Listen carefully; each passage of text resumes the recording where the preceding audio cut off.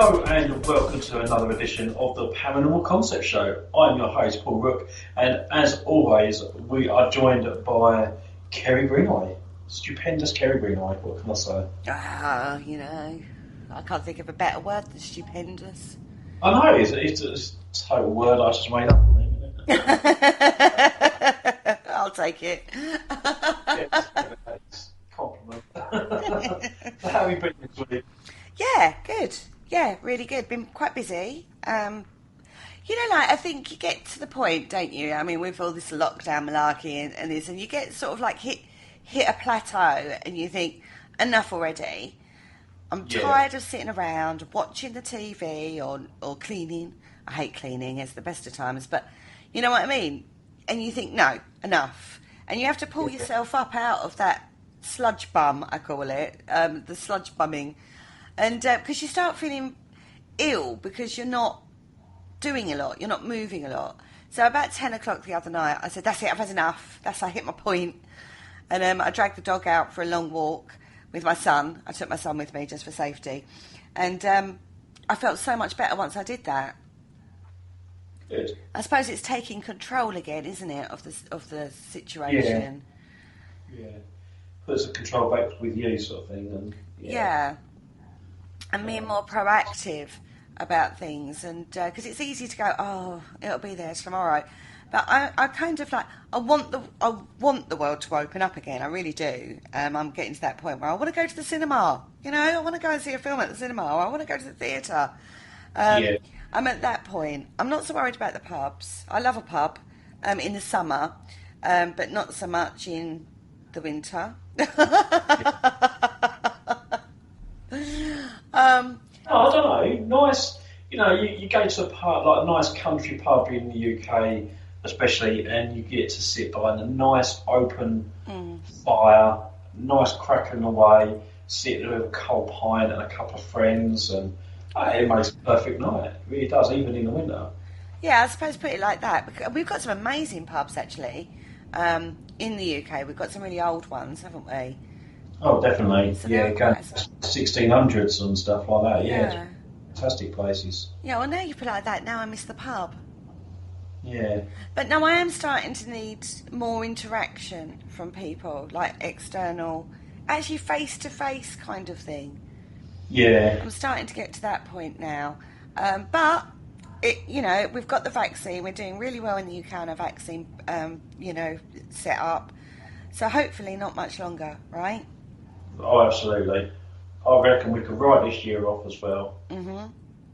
And then after that, start getting back to normal. Yeah. Because I think with vaccine and everything, this year's going to be the year that we actually find out some of the long-term effects. What, of COVID?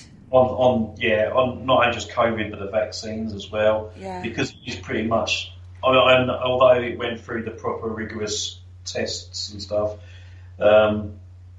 I still think that it's still an unknown.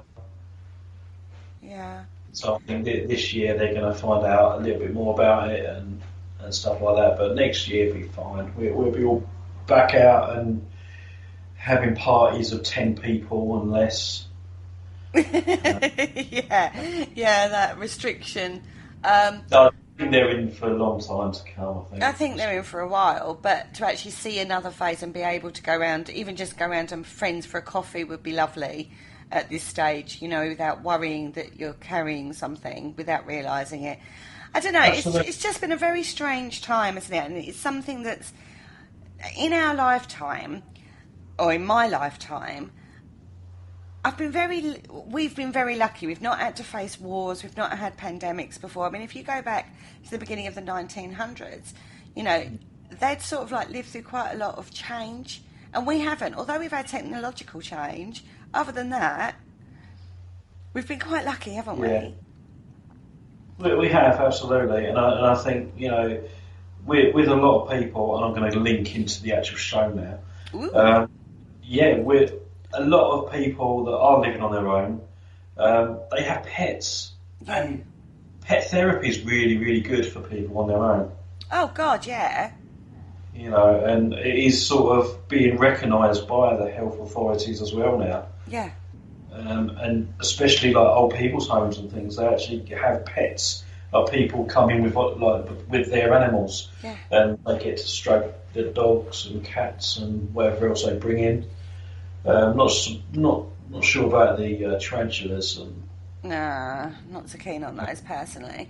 No, the dogs and cats and stuff like that. It's pet therapy, and more people are accepting of that now. And I think that's quite a good idea. See, like the link straight into the show there. You know what? I'm actually quite impressed. I was wondering how you was going to link it in.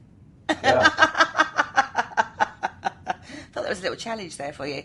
You came up very well. Well done, Paul. Yeah. I thought I'd take on your role this week. Yeah, I'm really impressed with you. You're learning. I'm not sure on these shoes though. I'm not going to put the slippers back on. My 4-inch stilettos are a bit tight, are they? Yeah, they are. You broke my neck walking around in them. No, you're right though. Pets are very integral into a lot of people's lives. We form bonds with animals very closely, sometimes more closely than family members. They become. That's why you mourn so much when you have to lose a pet. It's not just a dog or just a cat or just a horse or whatever pet you have. They become part of the family. You're caring for them. You're bonding with them. And in particular with, I'm going to say dogs mainly, because dogs are so unconditional, aren't they, in their love and their need for you.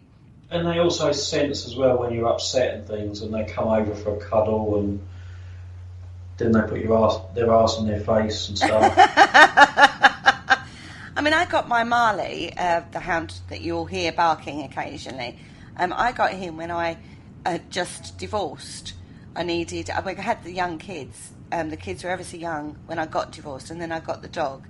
And he was just a godsend to me. He would snuggle up and give me comfort. Like when the kids were all asleep and I was on my own. And it just, I don't know, when it was like some of my darkest days of going through that trauma, and it was, I found that process very traumatic.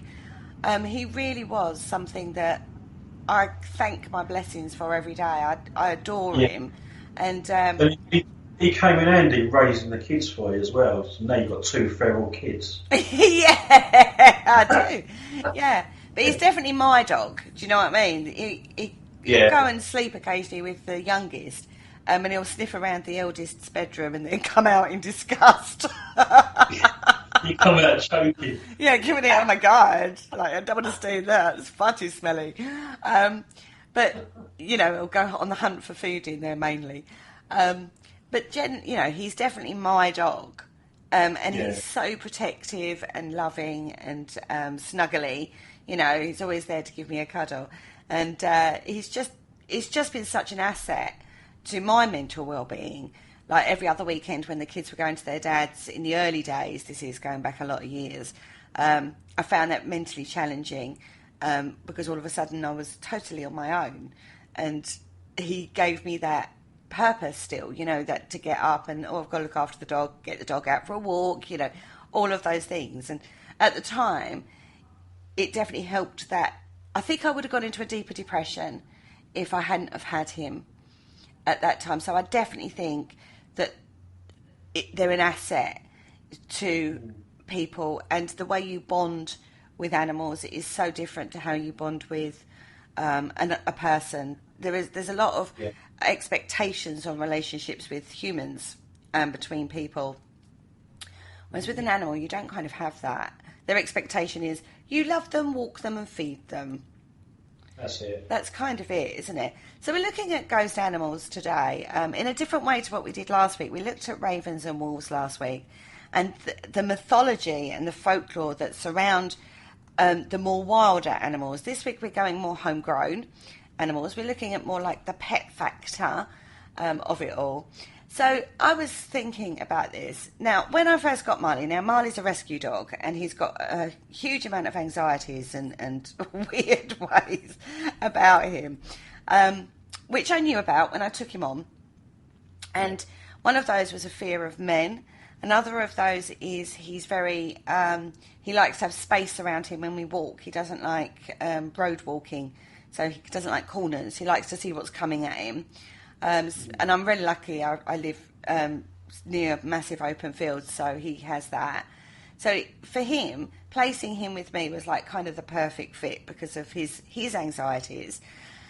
Now, at one point, I got a pet psychic in to see if we could work through those issues with him. And I didn't hold a lot of stock in pet psychics. What's your opinion, Paul? Rubbish. Well, I'm going to tell you a little story, a little anecdote. Now, this dog, fearful of everybody that comes in the house. He takes a little while to settle down with anybody that comes in. He's not aggressive. He's just very barky and runs up, sniffs, runs away, that kind of thing. When this pet psychic walked through the door, I've never seen him act like this. He ran up to her, did his normal. All of a sudden he stopped, sat down, looked at her. And I'm like, what's going on? Could that just be because she didn't react to him? No, I've had plenty of people in and out, the crystals and the tarot readings. And yeah, but they might reaction, even if it's a slight reaction to Marley. No, I don't think so. It was just so out of character. Yeah, and he was like, what the hell are you doing? You haven't moved yet. Oh, no. I mean, she was just like... Honestly, it was the weirdest thing I've seen. I've never seen him act like that again, to a person. Anyway, she did her thing with him, and, I just sat there and watched her. And then she goes, oh, you've got crystals. He likes your crystals. She goes, let's do a crystal grid around him.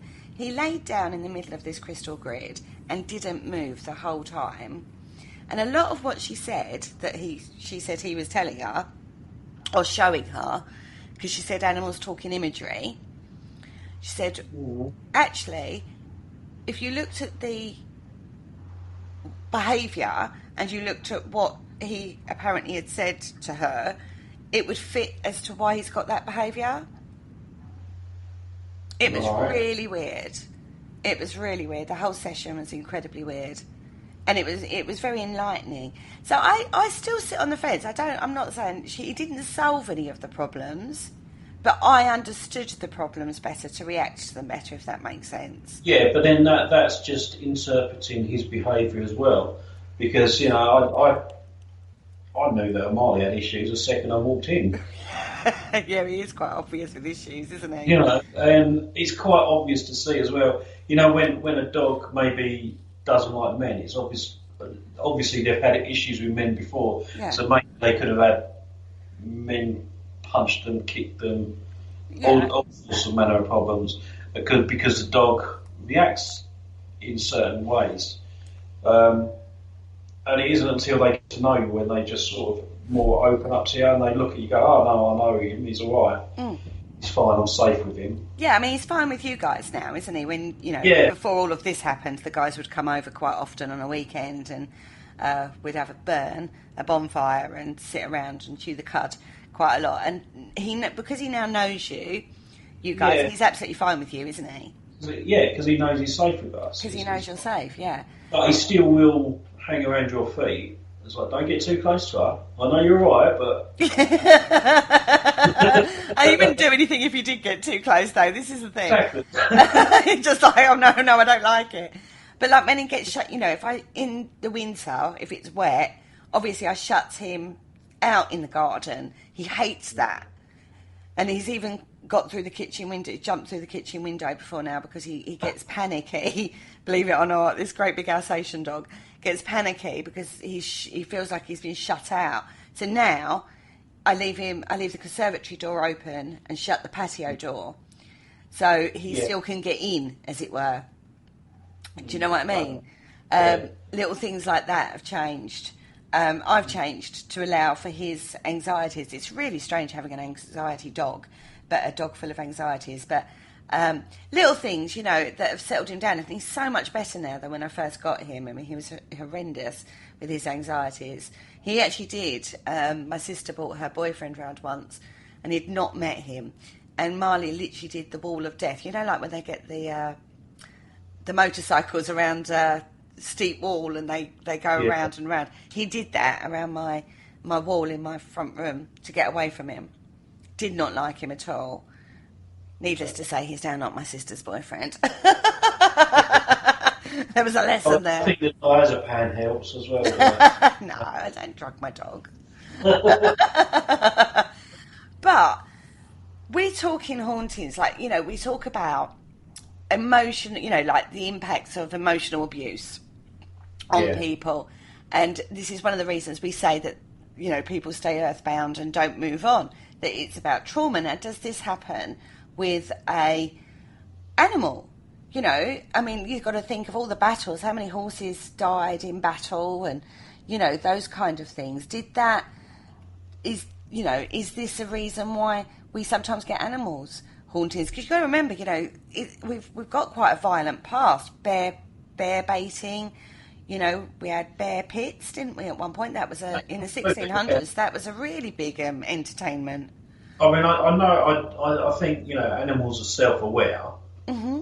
And some animals are really quite intelligent, like, for example, cats. But have they got this grasp on death?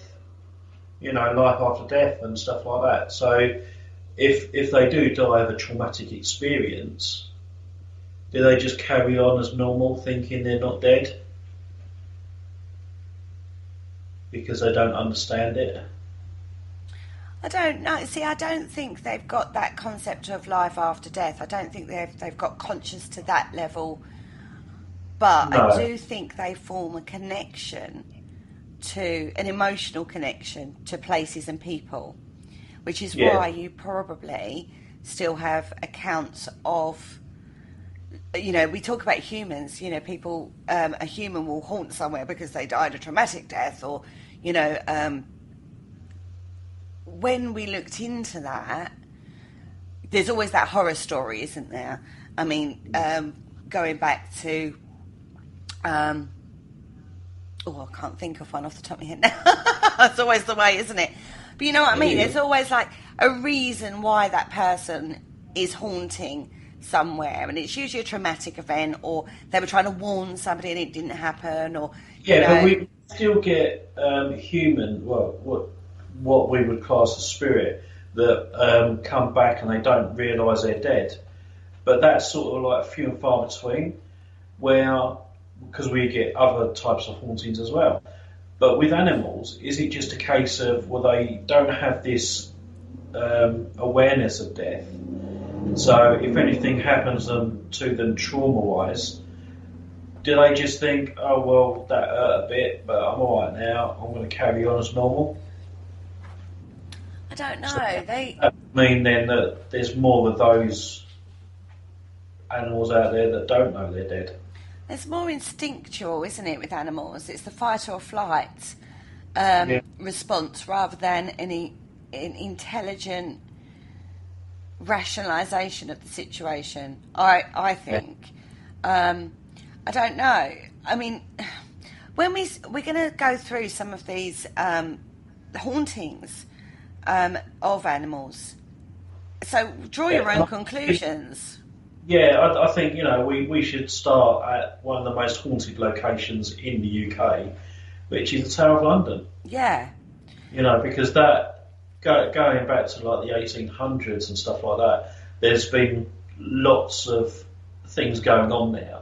Mm-hmm. And at one point, it is literally the original London Zoo. Yeah. When discoverers and stuff used to go out in the age of discovery, they'd come back with strange animals to present to the kings and queens of the period. Mm-hmm. And that's where the animals all ended up, in the Tower of London. Yeah, people they did. See them and stuff like that.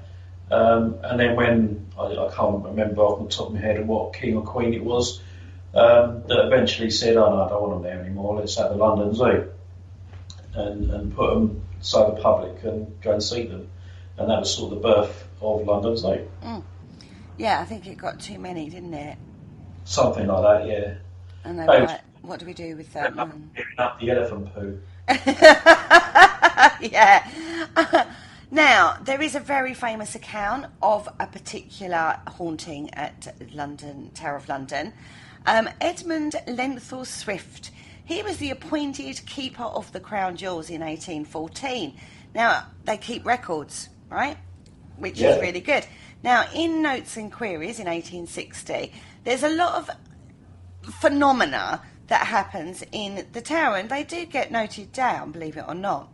Now, in the notes, there's one particular account that says, now this is ran by the Jewel Office. Now, if you've ever seen the Tower of London's jewel collection, and you know, there's always a sentry on guard, no matter what time of the day or night, it's always guarded, right? Now, there was a sentry. He was alarmed by a figure like a huge bear that came from underneath the jewel room door. He actually thrust his bayonet at it, went right through it, stuck in the doorway. And, well, he kind of went into a fit at that point and was carried to the guardroom. Mr. Swift saw the soldier in the guardroom, and his fellow sentinel was there as well, and said, no, honestly, he was quite awake, he was active, he was present, he wasn't tired or anything, he weren't ill, none of this, but he had this experience. So backed up the actions of the guard, and then he was the guard that this had happened to was so affected by it, he died the following day. It scared him that much, he died, they reckon. Now, did he see something? Or, you can look at it from a medical point of view, that maybe he, his brain flicked, he maybe had a stroke or something that made him think he saw that, and he was going to pass regardless, you know what I mean? Absolutely. He could have had quite a few medical conditions that made him hallucinate. Not just maybe a mental health issue, but maybe there could be lots of different things. I mean, going back to that period, I don't know whether or not it was sort of around the same time as TB. I don't know. When TB was prevalent. I think it probably was at this stage. I mean, that's another one that can make you hot, sweaty, and delirious. And if he was like that. But apparently, he had no symptoms before. It was literally like, from an external point of view, you'd see this guy go to attack something with his bayonet and then pass out. That's kind of what you would see from an external perspective on this one, if you hadn't seen the apparition. But when he came round, that's what he said, I saw a bear. Yeah. Maybe he did. Let's not be quite so dismissive. Maybe he did. That's it. I mean, there's lots of diseases where people say they see things just before they pass out and stuff, so we never, you wouldn't know. A lot of people back then also used to eat poppy seeds. Yeah. It's opiate. Yeah. So I thought that was that could have been a reason for hallucinations. Who knows, right? Exactly. Who knows, indeed. We will never find out. I mean, obviously, autopsies and stuff like that weren't really done. They're just like, oh, well, he died. So,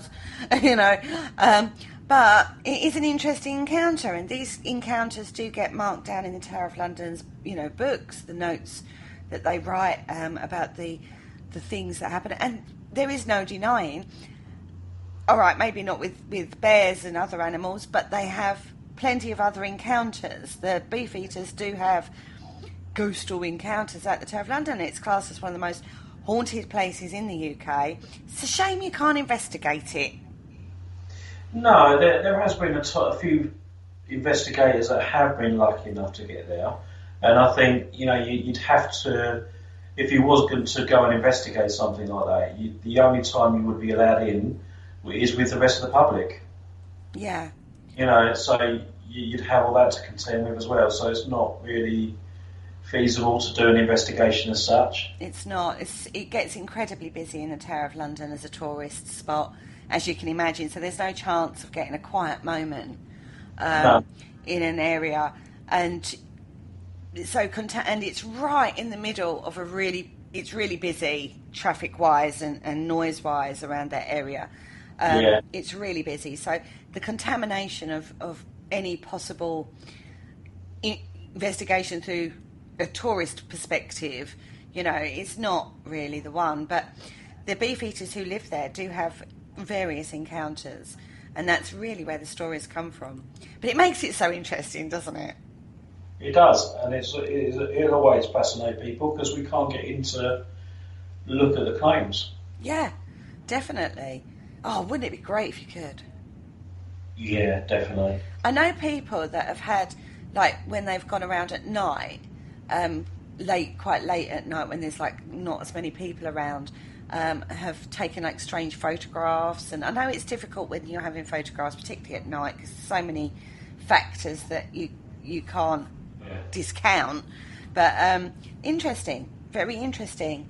It is definitely really interesting, that one. But that one's different because it's a wild animal, effectively. Although it's been like bought for as like the zoo factor.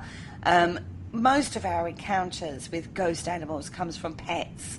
That connection between master and pet is so powerful. How many times have we heard stories where the dog won't leave the owner alone and keep sniffing a specific area, and when they're going to get it checked out and they've realised that they've got cancer or something like that, it's almost like a telepathic connection. They actually say that when you're training a dog, you have to visualise what you want the dog to do as much as tell the dog, because the dog will pick it up. I've tried that with Marley. I have to say he hasn't got many telepathic powers. I've tried it quite a lot. But does that attachment fade after death? Because many accounts of people with pets have said that they've seen them after death. I've seen my cat, Mushka, since it passed. I've had encounters. I've found paw prints of Mushka. And I'm not that dirty that this was quite a while ago, that there would be no reason for a cat paw print to appear on my window, for example. You could argue that rationally. I like to think it's my Mushka come back to check on us. You know what I mean? But this is the connection you have with your animals. Do they come back as a form of guardian angel even in death, or a protector? I mean, look at some animals. They're very protective of their owners. You think of, Alsatians generally, Rottweilers, Dobermans, those kind of dogs. They're naturally very protective, aren't they? Yeah, they are. Yeah. Even down to, oh God, what's the dog that's everybody says you shouldn't have now? Pit bulls. They're very, very protective. So do they, when they pass, maybe they think that they should still be in that role? Well, that's it. I mean, we're not going to know. It's one of those things that it's very personal, isn't it? It is, yeah. And I think it is down to the emotional connection. And if it is down to connection... Oh, is it down to connection, Marley? If it is down to connection as to why we have experiences on any level, paranormal experiences on any level, then you can't take out the pet factor. You can't take out that connection people have to animals, because that is just as strong a bond as anything else. Now, there is a particular dog that haunts Nashville's Belmont Hillsborough neighbourhood. It's a very famous dog around those parts, apparently. It's supposed to be a boxer named Preston.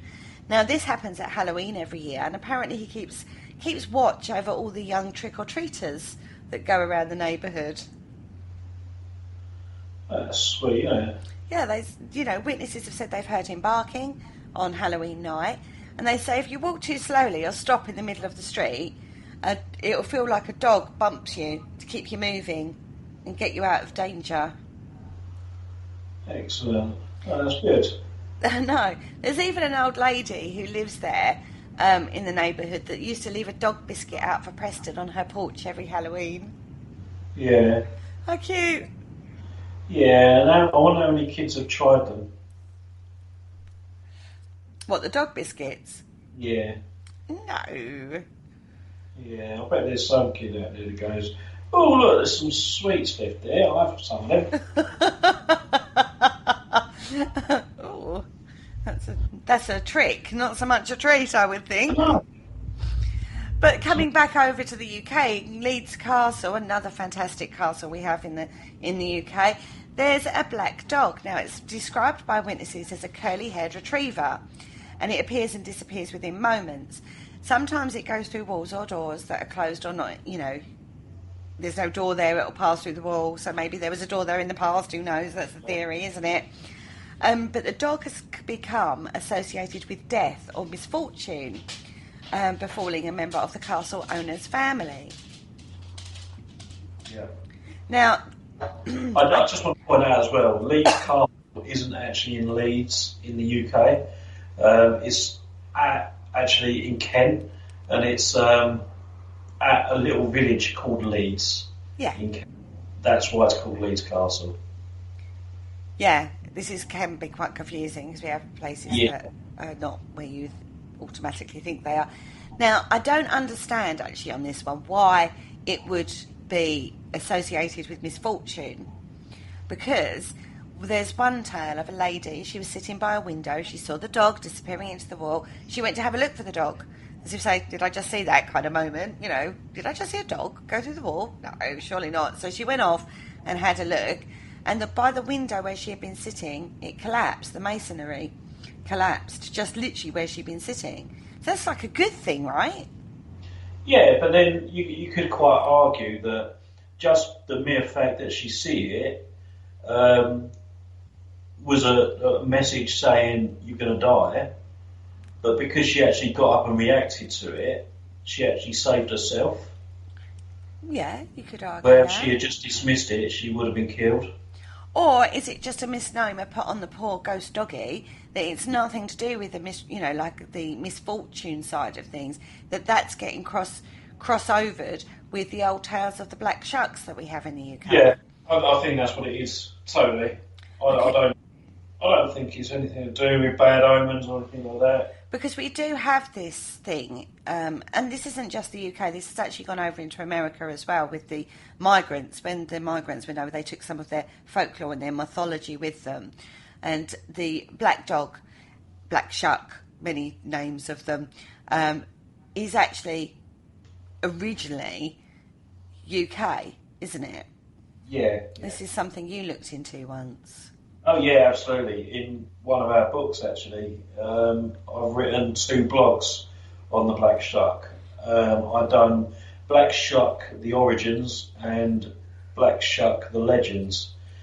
And where I looked at the first one as the origins of some of the Black Shuck stories. Mm-hmm. And I know, obviously, you looked into one in regards to this research, but one of the stories I found from the Norfolk area was that this fisherman was out doing some fishing with his dog, and the boat capsized, and both the man and the dog fell out, but only the dog made it back to shore, and it's actually the spirit of the dog looking for his master because he was never found after that.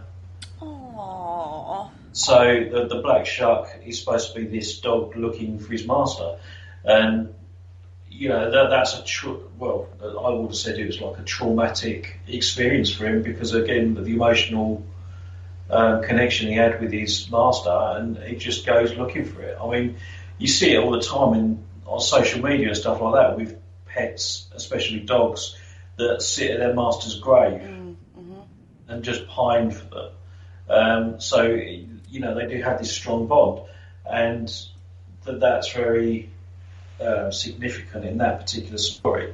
But there are so many different legends for the Black Shuck. Oh, so many different ones. Now, I'm going to read out something by W.A. Dutt. He wrote in 1901 Highways and Byways of East Anglia about the Black Shuck. And it kind of sums up whatever the mythology and folklore of it. Now, he takes the form of a huge black dog and prowls along dark lanes and lonesome field footpaths where, although his howling makes the hearer's blood run cold, his footfalls make no sound. You may know him at once should you see him by his fiery eye. He has but one, and that, like the Cyclops, is in the middle of his head. But such an encounter might bring you the worst of luck. It is even said that to meet him is to be warned that your death will occur before the end of the year, so you would do well to shut your eyes if you hear him howling. Shut them even if you are uncertain whether it is the dog fiend or the voice of the wind you hear. Should you never set eyes on our Norfolk Snarly Owl, you may perhaps doubt his existence, and like other learned folk, tell us that his story is nothing but the old Scandinavian myth of the Black Hound of Odin, brought to us by the Vikings who long ago settled on the Norfolk coast. Now that is the Norfolk kind of version of the Black Shuck. Now he has many, he's linked with the Fae in regards to the Wild Hunt. He's also in Scotland, if you go up there, he's got a completely different persona. That he's seen as a dog of protection, a folkloric dog of protection, and often back into deer, the old, the folk in the villages would say, "Watch over the children," and call on him to watch over the children while they were out playing. So depending on where you are, depends on the folklore and the mythology that springs up surrounding it. But one of the accounts we want to talk about is actually to do with the churches of Bungay and Blythburgh, which is in Suffolk, which is around the same area as W.A. Dutt was talking, East Anglia area. Now, this happened in 1577. Now, a black shuck is said to burst in through the church doors to a clap of thunder. He runs up the nave, past a large congregation, kills a man and a boy, causes the church steeple to collapse through the roof, and then as he left, the dog this is, he left scorch marks on the north door, which can be seen to the church, seen in the church to this day. Yeah, you can.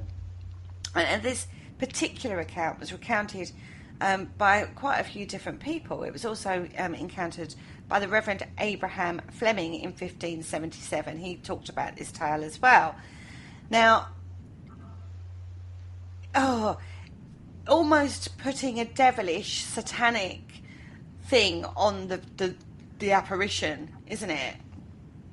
It is, and I do think it is based from the Vikings, because as you said, when they come over, it might have been two different tribes of Vikings that would have different interpretations on their history with the Black Shuck and the dogs being from Odin. One group could have gone to Scotland, and that's why they get the protection, we're over here, we're going to protect you, sort of thing. And we've got the support of Odin and his dogs, where they might have encountered more aggressiveness in the south. So when they come up against Boadicea or Bodica, or whatever they want to call her now, they were met with force, so they instilled the fear through Odin and his dogs. So that might be why there's this discrepancy in what the Black Shuck actually means. Yeah, I think belief system comes into it as well. I mean, don't forget, back in these days, your belief in religion, as it were, the good, the bad, the, God, the devil, it could be a rational explanation. Oh, definitely. On this. Again, I know obviously that when the Vikings come to the southern shores, especially around Norfolk and stuff, they did have Boadicea to contend with. And if they tried to take over and she weren't having none of it, then you've got that aggressiveness. So they're like, okay, we're going to call on Odin and his dogs to wipe you all out. And that's sort of where that grew from, where in Scotland they might be more accommodating.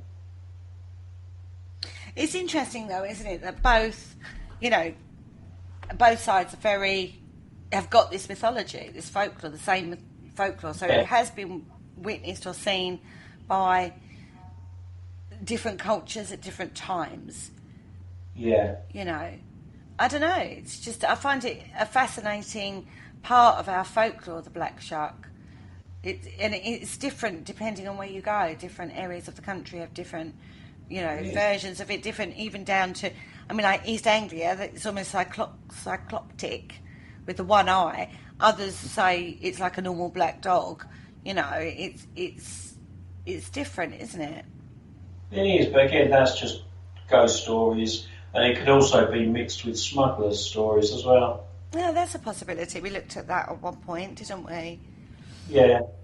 So again, it could just be a mixture, a mishmash of different legends, and people just got confused through the years, Chinese whispers and all that. Yeah. You've got to remember nowadays, our in our psyche regarding the black dog, we kind of go back to Sherlock Holmes and the Hound of the Baskervilles. That's kind of where he got his idea from for that particular story. The black dogs. We think that that's where his inspiration for that came from. In that one, so and they're called different things depending on what area of the country you go to. And I know that folklore did migrate with the Irish and going over to America. So in certain parts of America, you get this as well now, because it migrated with the people that went. Well, that's it. It's just more of more recent for the Americans, but it's slowly taking hold over there as well. So are they witnessing it, or is that... I mean, we talked earlier last week regarding the werewolf, the dog man phenomena. You know, is it just like back in the day they would have called it a werewolf, nowadays we call it dog man? Could this be the same sort of thing? People are just seeing apparitions, or is this something we're manifesting because of that belief system and folklore that we've grown up with? Well, I mean, yeah, it's just a case of someone sees a big black dog in the distance and then it runs away and they're like, oh, that could have been that black shark that I heard about last week in the newspaper. And that's how it starts. And it only takes one person to embellish that story. It goes, oh yeah, it had like one red eye and teeth down his backside, and you know, it only takes one person to embellish it, and it just kicks off all over again. Mm-hmm. Yeah. Who knows? Who knows? It is. It's a very fascinating area of folklore to have a look into. I mean, there's a Dr. Simon Sherwood actually suggests that the earliest surviving description of the Black Hounds is actually an account of an incident at Peterborough Abbey, and this was around 1127. Do you want me to read that? Yeah, go for it. Okay, let no one be surprised at the truth of what we are about to relate, for it was common knowledge throughout the whole country that immediately after Abbot Henry of Poitou's arrival at Peterborough Abbey, it was the Sunday when they sing Exergequar, whatever that is, many men both saw and heard a great number of huntsmen hunting. The huntsmen were black, huge and hideous, and rode on black horses and on black he-goats, and their hounds were jet black with eyes like saucers and horrible. This was seen in the very deer park of the town of Peterborough, and in all the woods that stretch from that same town to Lincolnshire Stamford. And in the night the monks heard them sounding and winding their horns even. Reliable witnesses who kept watch in the night declared that there might well have been as many as 20 or 30 of them winding their horns as near as they could tell. This was seen and heard from the time of his arrival all through Lent and right up to Easter. Now this kind of makes you think of, like we talked about, the black dog being linked to the wild hunt of the Fae, and they've put this on this arrival of this abbot has triggered the wild hunt for some reason. I don't know why. I mean, the poor man. It's like, oh my God, everyone's blaming me for this. But I don't know. Tales of the Wild Hunt, again, huge mythology surrounding that with the Fae. Fae aren't like Tinkerbell, like everyone seems to think. No, again, that's sort of a mishmash of different theories at the end of the day, isn't it, really? But again, it was witnessed and recorded, so who knows what that was all about. We don't know, do we? Anyway, back to something more, normal, should we say. In the 1700s, a press gang entered the Anchor Tavern in order to persuade men to join the King's Navy. Now, one of the dogs belonging to a customer bravely attempted to protect his master from being press ganged. Now, press ganging is when they would go in and basically make you join the Navy. Yeah, didn't they use coshes as well? Yeah, basically knock you out, you'd wake up and find yourself on a ship. Basically is what it was. So this is like... that's what made the British Navy great. Enforced enlistment, I think is the expression. Yeah. But this dog is protecting its owner from these men. Now, in order to keep it away, a gang member actually slammed the heavy pub door on the dog, severing its tail. The animal obviously ran off into the night and was never actually again seen in the flesh, so to speak. It was never seen alive again. But it is said that at closing time of the pub, you see it sniffing around the pub, and they think it's still searching for its owner, who it failed to save from being press-ganged. If it was never seen again, how could it be seen at closing time sniffing around the pub? No, it was never seen alive again. Okay, until they see it sniffing around the pub. In spectral form. I think they're lying slightly. Oh, what makes you say that? If it's still seen now, this happened in the 1700s. Just the fact that the animal ran off yelping into the night, never to be seen again. And alive, yeah. It's like... And the next time it was seen, it was sniffing around the pub in spectral form. Yeah, I don't think that was the only spirit you manifested that night. Oh, you so cynical. Yeah, I don't buy that one. All right, let's go for another one then. Little Coat House. Now, Little Coat House has got quite a few ghosts. A lot of places apparently do. They have a phantom dog. It has been seen on the Jerusalem staircase by several members of the staff. It's black in colour, appears to be totally real, yet if someone goes to grab it or stroke it, their hand goes straight through the animal. Ooh, scary. Yeah. Again, hallucinations maybe. I don't know, what does it... But if it's been... has that one actually been documented and investigated? Yeah, people investigate it. I don't know the outcome of that, but, you know. Mm. Anyway, here's a personal account then for you.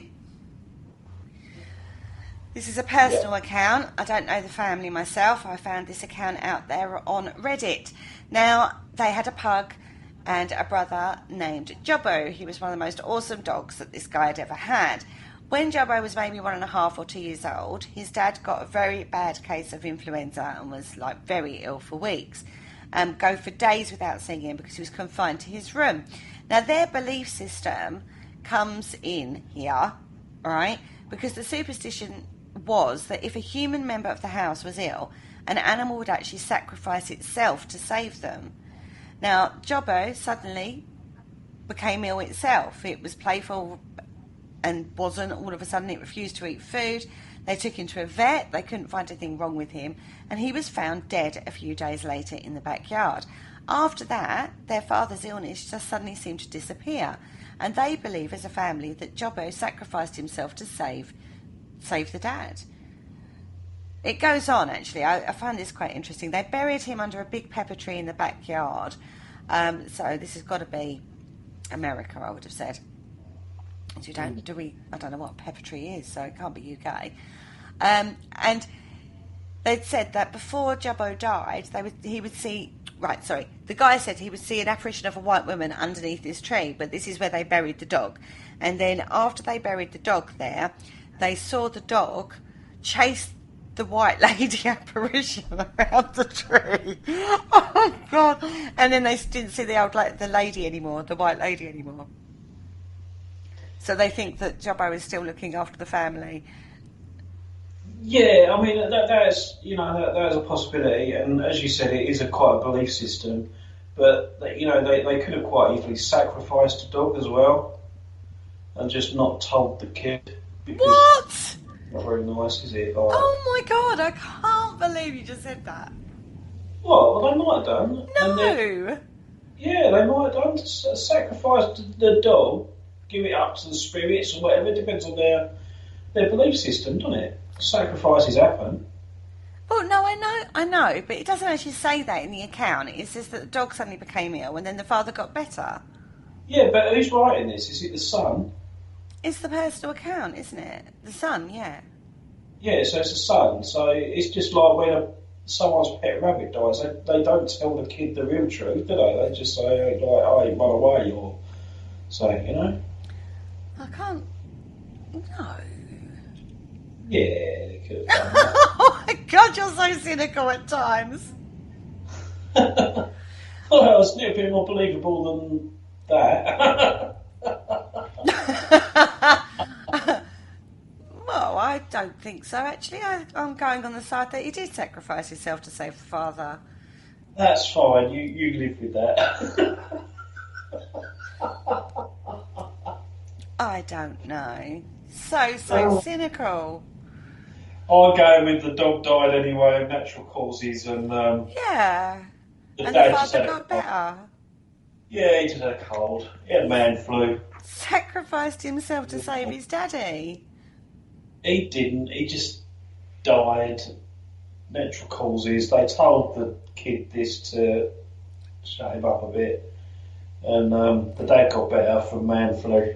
So you mean to say that when my Goldie was taken to a farm because she used to chew everything, so Dad was like, can't keep the dog because it's just ruining the house, basically. We can't afford to keep replacing everything. So they took her to a farm where she could, run free with the animals and live happily ever after and give her more attention than we was able to at the time. And that didn't happen.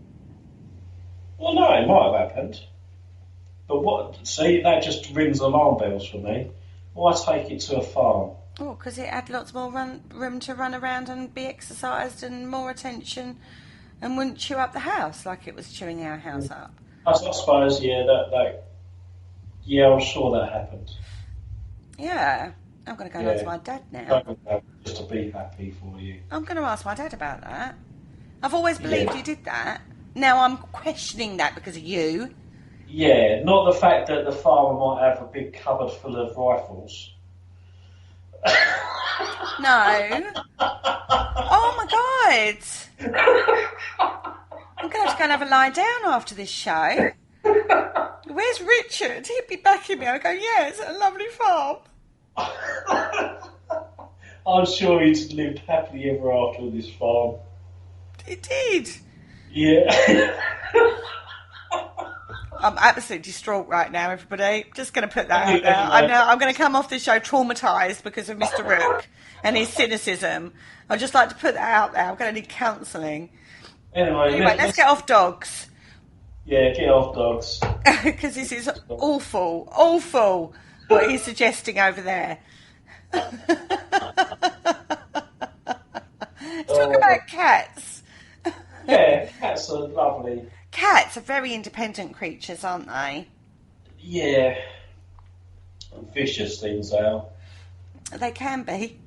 Yeah. I've had my arms ripped to shreds. I'll tell you another little story. I was waiting for a lift on a corner of the road, and this ginger cat come up to me. It's a real cat, not a ghost cat. And, it was rubbing itself around my legs, and I was like, oh, lovely cat. And so I bent down to stroke the cat while I was waiting for my lift, and it went crazy. And all my arms were like, I was wearing long boots, so my legs were all right, but it got my arms really a lot. And I was like, oh my God, proper attacked me, then ran off. Then my lift turned up and I got in the car and I was like mopping up blood from my arms. And my friend said to me, she goes, what on earth happened to you? And I've just been attacked by a cat. And she was like, only you. The only person in the world that could be waiting for a lift quite innocently and get attacked by a cat. My arms were literally ripped to shreds. And I don't even know why. You could have started your whole mythology around it. It just said it was a massive big cat. It was like Tony the Tiger from Kellogg's. And it just come out of the bushes in his big fluffy costume and attacked you. Honestly. So, like, my son has always wanted a cat, so I got a cat, a little black and white one, called it Mishka. Beautiful. A very, very independent cat this was. Always wanted to be outside, and actually during the summer it was fine. You'd leave the window open, the cat would come and go. And then when that died, it got run over, bless it. wasn't very savvy. When the next day, I went out and there was about 6 or 7 cats on the driveway, and I stood there and I had to tell them that Mushka had gone, yeah, and they one by one, they all, as I said it, one by one, they all got up and walked off, and never saw the posse again, as it were, together. A lot of the other cats in that posse have now passed as well, but it was awful. I was crying as I was telling all these cats. I'm like, so sorry, but he's gone. That is. And literally one by one, they all got up and walked away. It was, again, really weird. They are really clever, and they only meow at humans. Do they? Yeah. Yeah, if you watch 2 cats interacting with each other, they make these other noises, and it is just like they communicate with each other, but they will only meow to you. Oh, they've got our own little human language. Yeah, they do. Is it a bit like when we baby talk? You know, like when you come across a baby, you go, oh, you're right there, little baby. Maybe cats do the same with humans. Yeah, that's probably exactly what it is. Yeah. When they're talking to each other, it's like adult talk.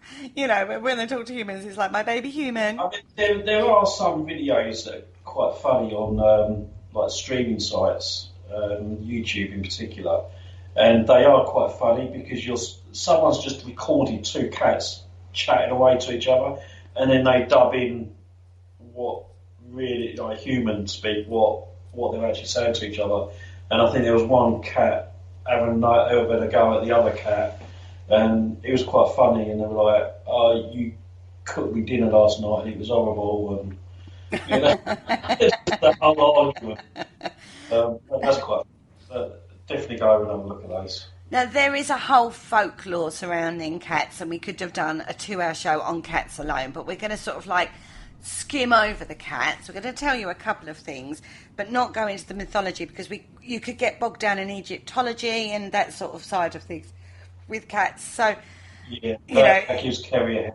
So it gives me a bit of a headache, to be fair, when you're trying to work out Egypt mythology. Anyway, there is a tale of a church in All Hallows Church, and an organist. She had a pedigree Persian, and then she wanted her pedigree Persian to be buried on consecrated ground. Now, the organist died before the cat did, and she got buried, obviously, as the request was that she wanted to be buried in consecrated ground. But when the cat passed, she wanted the cat put in with her, and the vicar would not allow it. He said, no, it's an animal, we don't do animals. And so it wasn't interred in the churchyard. And since then, the cat has apparently been seen walking it around the church. And people, when people spot it, they think it's a normal animal, but they can never find it. Could it? I just wild theory out there. You're going to just say this is like a normal cat, and cats disappear really easily. Could it just be another cat wandering around? Because if you start chasing a cat, it's going to hide. They're quite nimble little things. Well, they are. They're incredibly nimble. Yeah. That's not the point, though, is it? Well, yeah. What's more likely? It's another cat or it's a ghost? But if it's a pedigree Persian, they're not common. And you see a pedigree Persian in the churchyard, you can't find it, and you've got this tale of this woman with her pedigree Persian. Can't you know, come on. So how close it is as well. Oh, you're being very hard-nosed today. Yeah. It's just, no, I don't buy that. You are being very hard-nosed, Mr. Rook. Yeah, no, I don't see that. Well, I'm going to tell you one little legend about a cat. Going back to biblical times, apparently there's a legend that the only creatures on earth who are not made by God was actually the cat. When God covered the world with water, Noah obviously had his ark. They weren't on the ark. Cats weren't. Because he hadn't created them yet. He was like, no, I don't think I'll make a cat. So he didn't. But on the ark, it became infested with rats, because we all know how rats breed, right? And they were eating up all the stores of food. Well, Noah prayed for a miracle, and all of a sudden, poof, a pair of cats sprang to life from the mouths of the lion and the lioness. They set to work, quickly dispatched all the rats, apart from the original 2, of course, because, you know, that was the point of having 2 of every animal. And as their reward, when the boat reached dry land, the cats walked at the head of the great procession of Noah's animals, which is why all cats are proud to this very day. Okay, that's, yeah, interesting. Okay. Is that what you've got to say on that one? Why couldn't the lions have done it? Well, they're not. They're just big cats. Why did they have to have little cats? They're not ratters, are they? That's why ships have cats. Yeah. To keep down the mice or rat population. Lazy. The lions were lazy. They could have dealt with them. Anyway, Mr. Hard-Nosed, Mr. Rook today on the Paranormal Concept Show. We've come to the end of the first half on that little bombshell of cynicism. Join us right after this.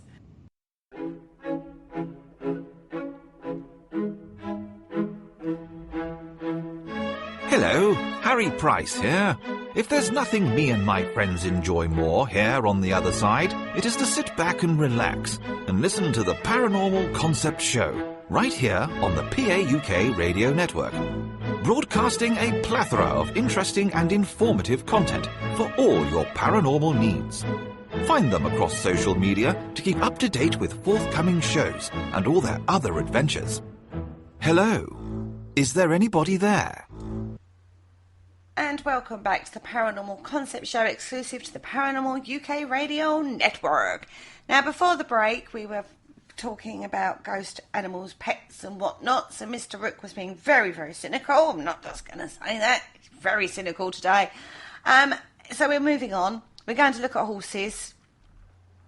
Ghost horses. Ghost GGs. Yeah. Now, White Horse Road in Edge Hill is named after the spectral white horse that has been seen galloping across the fields. Now, the road runs from the site of the haunted Edge Hill battlefield to the place where the bodies of the slain soldiers of both armies were buried. And it is alleged that they think that this horse belonged to one of Prince Rupert. Belonged to Prince Rupert, even. God, I said that all wrong, didn't I? He survived the battle. He did? If he survived the battle, then why would his horse be there? Unless his horse died there and he didn't. Yeah, looking for him, maybe. Maybe. And there's another phantom horse that belongs to Captain Kingsmill, who died on the field of the battle. So he died, one survived, and both these horses are alleged to haunt the battlefield, or the edge of the battlefield. And Captain Kingsmill went on to make bread. What? Kingsmill. Oh, for goodness sakes. God, dear. He does this to me all the time. So, what do we think of that? Do we think that's a... See, I don't see any reason why horses wouldn't haunt a battlefield the same as the men. It's a very traumatic time, a battlefield. It makes... it's just a whole traumatic thing, and because they've got that emotional connection to their rider, in this case, you know, I don't see why not. So you think that is more of a possibility than a dog who's, like, trying to protect his owner from being press ganged and keeps trying to find his owner, not? Yeah. Okay, can you work me through your mind process on that? No. Okay, right. The cat one in particular, I mean, come on. It could just be another cat walking around the church. You go and look again. They're quite nimble and quick sometimes. You know, I don't buy that one. But it's a pedigree Persian. No, it's It's a not bit just like a normal cat. No, you're not going to win on that one. It's another Okay. cat. All right then. Let me give you Where- another account of a spectral horse. Yeah, but then like another a horse, a ghost horse, wouldn't like disappear as quick as a cat. You know, it's not like a horse can climb a tree and see it. Ghost horse climbing a tree. Now there's a sight, everybody. No, I understand that, but I think with the cat one, we're going to argue about this now, everybody. With the cat one, it's a pedigree Persian. It's not just any old cat. It's not just like a tabby or a black and white cat that you see everywhere. There's hundreds of them. Do you know what I mean? This is a pedigree Persian. Yeah, but since when is it a law that only one person can own one type of cat? No, but it would. People in the village that have got them. But it's very rare you would have a story like that, and then sightings of a... She might have bred the cat because it's a pedigree one, so there might be another one in the village. I would say that's, in regards to probability, I would say it's probably quite low. Or you would find physical proof of it. You'd find the cat. You'd know the cat belonged to. If you had a pedigree cat or a pedigree dog or whatever, you'd want to breed them, wouldn't you? But you wouldn't necessarily you wouldn't have the ghost story attached to it. I pretty much know all the cats in my neighbourhood and who they belong to. Yeah? Yeah. So if it was somebody, say it was another Persian cat in the neighbourhood, the chances are people are going to know whose it is, particularly a pedigree Persian. Depends how close they are to it. Oh, the fact that it hangs around the same churchyard as this lady's pedigree Persian It was might be famous the only for. church in the village. It probably is the only church in the village. So what else is he going to hang around? But if it's a village, then you probably would know who owned a pedigree Persian. Not if you see it from outside the church and the church is like 5 miles back. Oh, you wouldn't even see the cat then, would you? No, exactly. You were just being cynical. Yeah. But get a bigger horse. Get a horse, and he thinks that this is fine. Yeah. Right. Grr. Culm Bay in Wales. Now, there was a witness to the spectre. He described he was driving to work early one morning, just as the day was dawning. Suddenly, a large white horse appeared from over the hedge. The terrified driver said that the horse filled the window screen and he fully expected to hit it. He braced himself, slammed on the brakes. His car obviously went into a spin, came to a stop. Horse had vanished. He's not the only person to have witnessed this at the same time, same place. This is like a reoccurring horse apparition. Okay. Given the fact that many people have witnessed it and experienced that, then something's got to be happening there, hasn't it? Same as the cat. But then...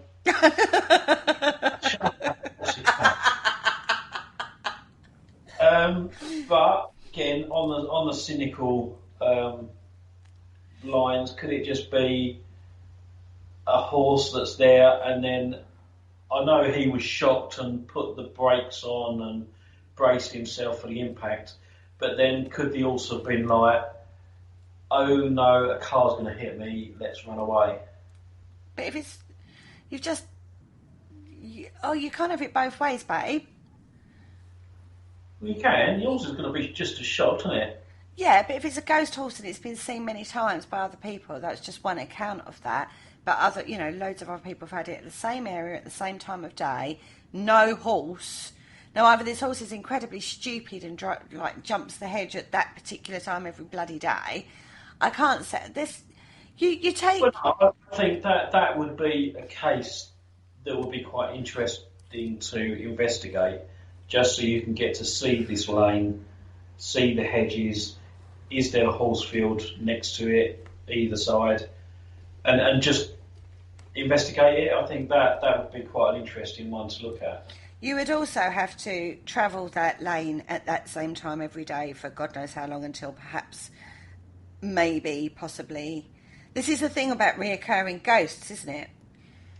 Yeah, absolutely. But no, I mean, you wouldn't need to do that, I don't think. You know, if you went there and the only thing that was either side of the road is, I don't know, a big factory, and there's like no horses within like 50-mile radius, you can pretty much rule out that it's actually a horse in the field.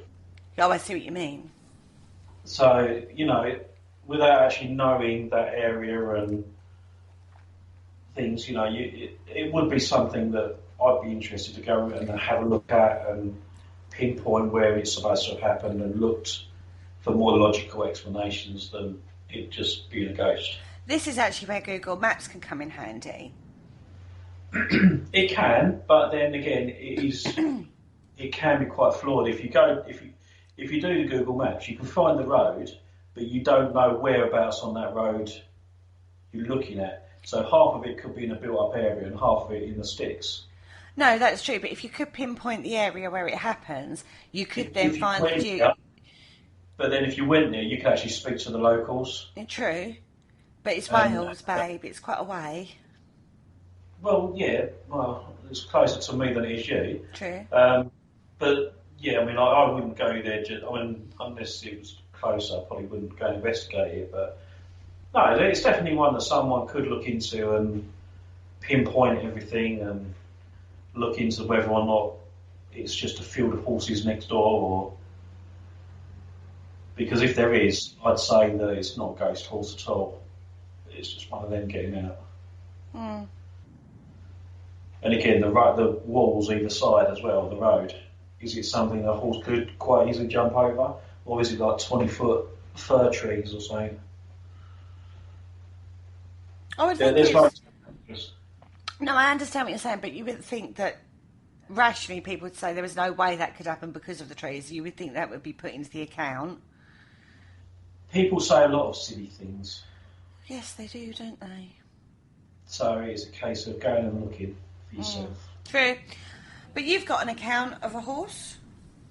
A ghosty horse? Well, it wasn't particularly my account, but someone actually showed me a photograph of it was like a golden mist, and it was taken in someone's attic, and you could actually see the shape of this mist was a horse's head, and then you see like the bit of the body where the front legs are, and there was a knight sitting on the top of it, and you could quite clearly see the defined features in this mist.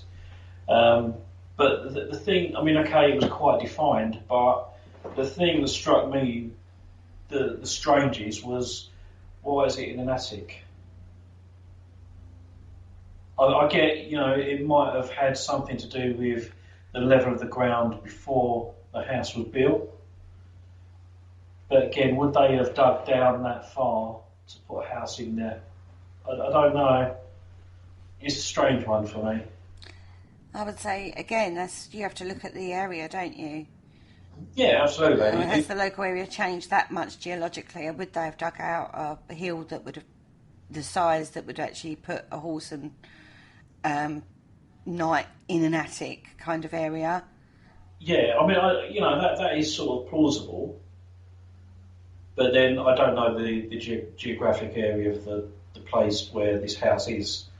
As you said, would it have changed that much? I don't know. But again, that's something else to look into. And especially as an investigator, that's sort of the tack that I take. It's like, why would that ghost be in the attic? Let's find a reason for that.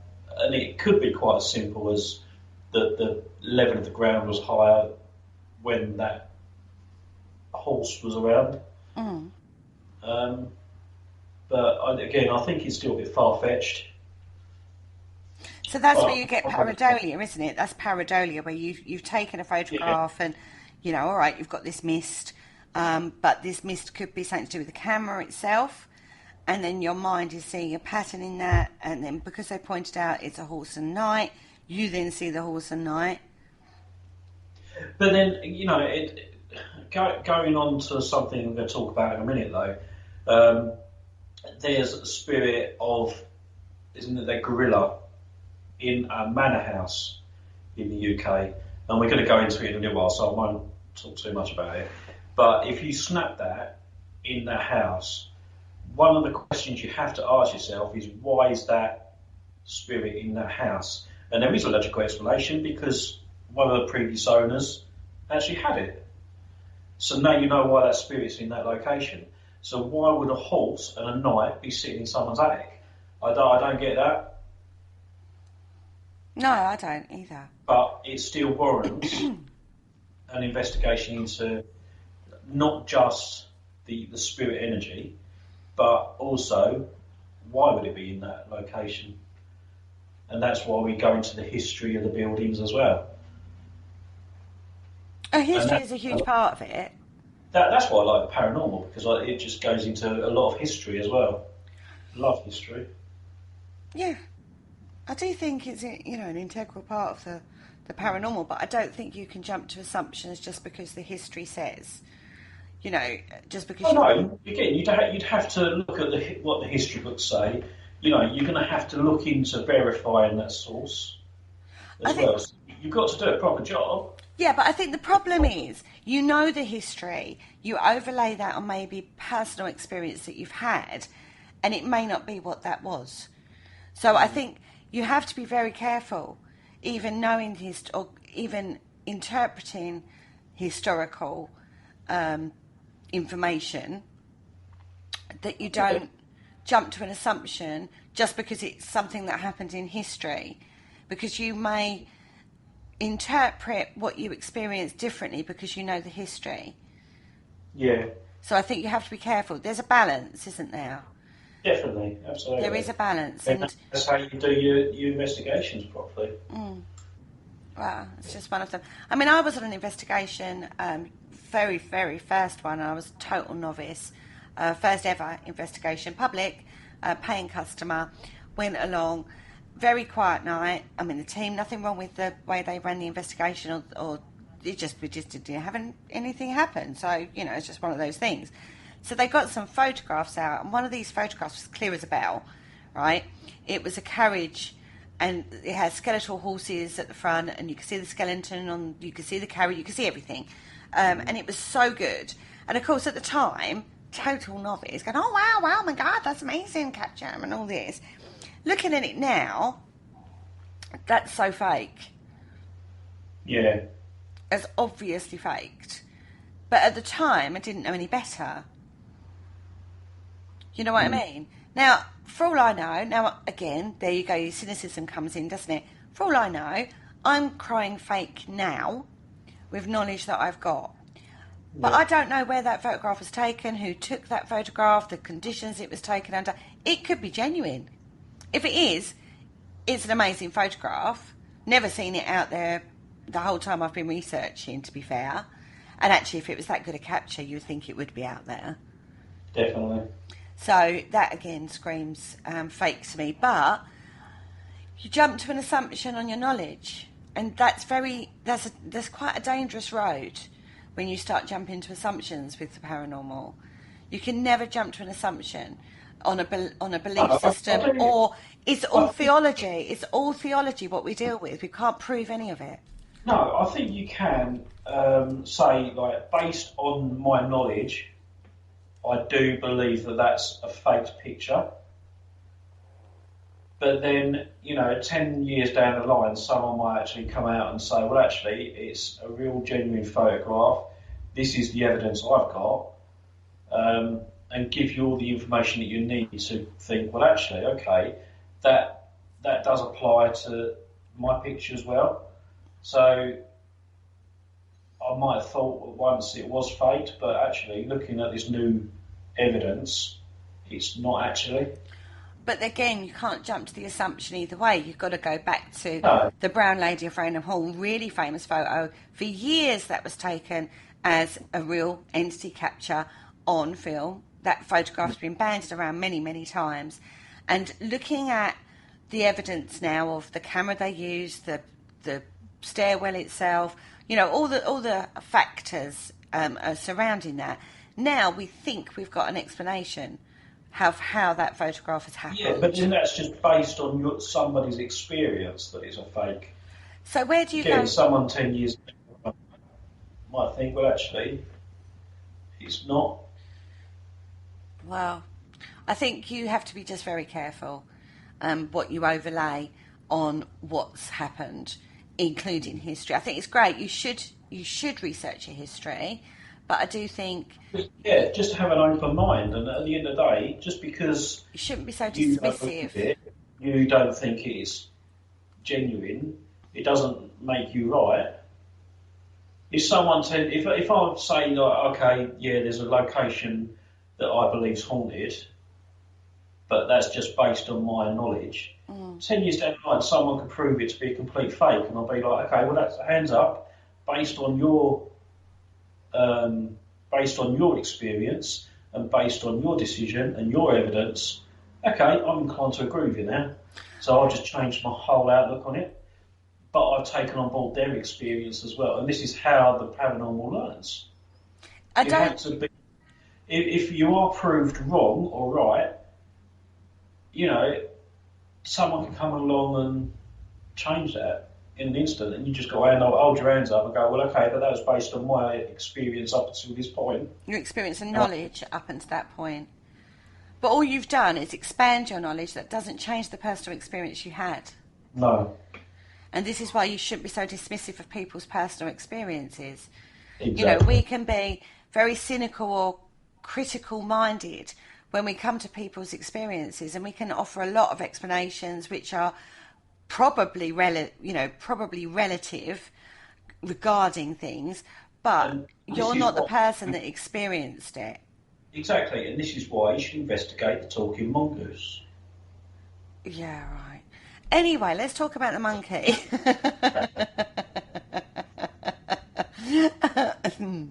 Sticking point right there. Notice I've not put the talking mongoose in this. I have noticed. Had you noticed? I've actually left that one out. Now, this is actually a well-known ghost of a pet monkey. It's at Athelhampton House. Big mouthful, that is. Now, it was reported. Now, this is where mass media does. This is where you go sensationalism, and to get the headline, it was masturbating ghost. You know what I mean? At Athelhampton House. And it, the byline was the phantom of the chortling chimp swings from the rafters while scratching his privates, a huge beam on his face. Well, when you look into this is not true at all. It's got nothing to do with that being a masturbating monkey. The ghost is a ghost. It is something that is at Athelhampton Hall. Has been seen, has been witnessed, right? You know, this is why we're talking about it.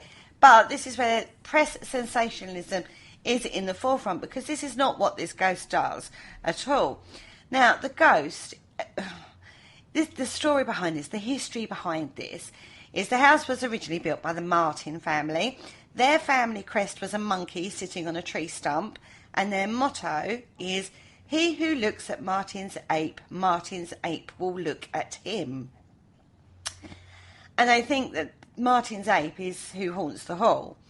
Now, they had a pet ape, a pet monkey, and it had freedom in the house. This is not uncommon back into it there, right? You know, weird animals. They used to love a bit of a weird animal. It had freedom in the house, could wander around as it wanted to. One of the daughters of the Martin family had a very unhappy love affair and decided to kill herself. She climbed hidden stairs to a secret room. The ape followed her. The poor girl did end her life in that room, right? And obviously the monkey's stuck in there with her. And by the time they found her, the monkey had actually starved to death. Now, the monkey itself is not seen per se, but apparently you can hear it scratching at the panelling of the secret room and staircase.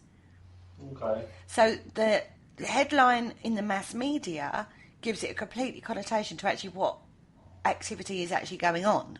Yeah.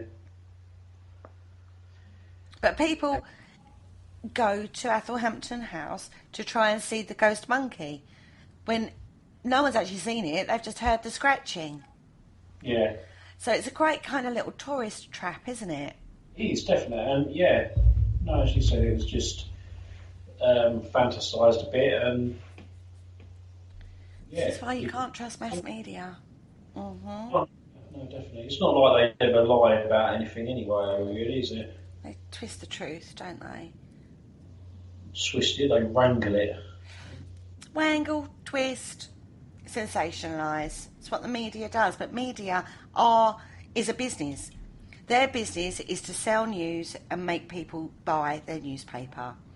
It is a business. Yeah. The more sensationalised you get it, that's why you get what you get. Yeah. I don't think, like, monkey tickling door would sell many newspapers. Well, no, which is why they put it down as a masturbating monkey, because sex sells, right? Yeah, absolutely. You know, and this is the problem, isn't it? And people lose sight of the fact of how media report. Yeah. And it's got worse. But fake news... It's got masturbate into something else now, is it? Fake news is not new. And it all started in America with between two rival newspapers. And one newspaper was always copying the other newspaper.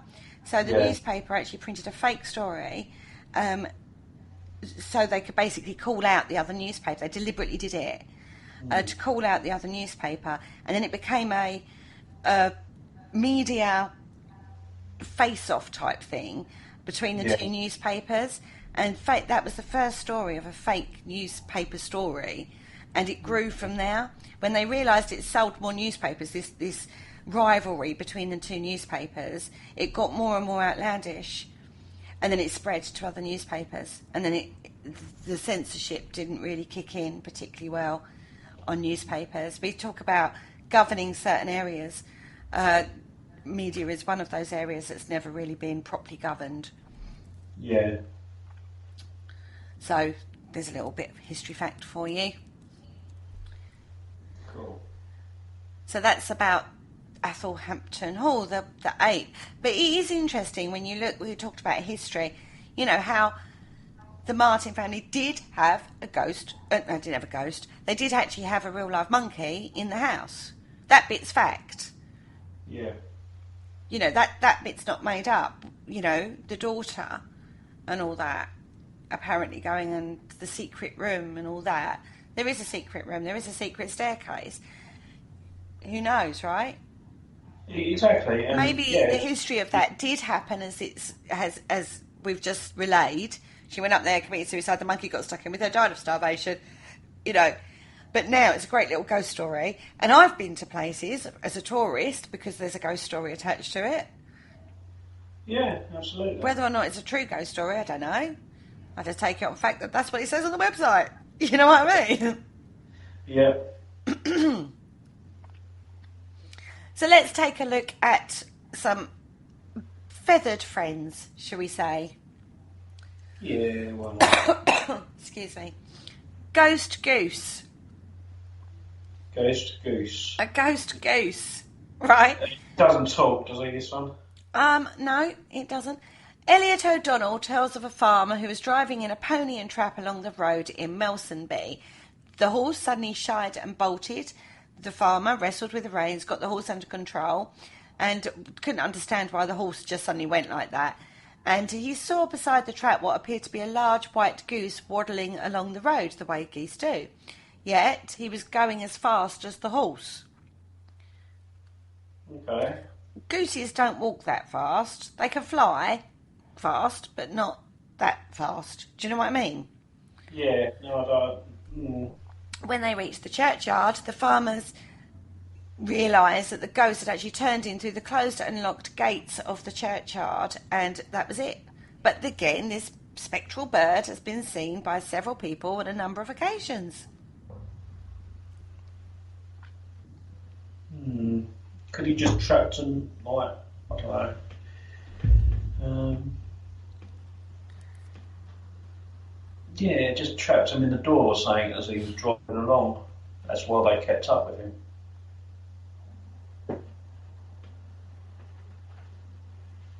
Tumbleweed moment there. Yeah, I don't know. I don't know. I do know that when I went to, in Leadenhall Market, there is a pub. You go down the stairs, it's in the basement side of things. They're supposed to have a ghost goose as well, and the body of the goose is supposed to be in the walls somewhere. They don't know where, But the urban legend of the pub says that there is a ghost goose that has allegedly been seen within the pub.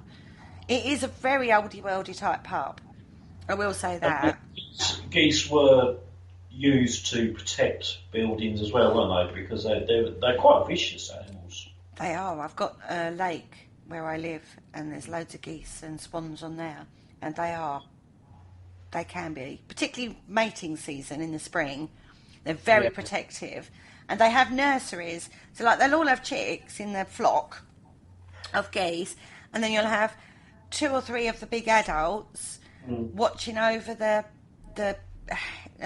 babies, baby geese, while they're feeding. Like, they're picking up they eat the grass, don't they?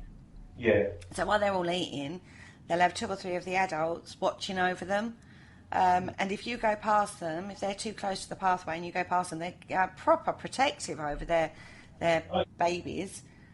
Definitely. I mean, yeah, they were used as like guard dogs, essentially.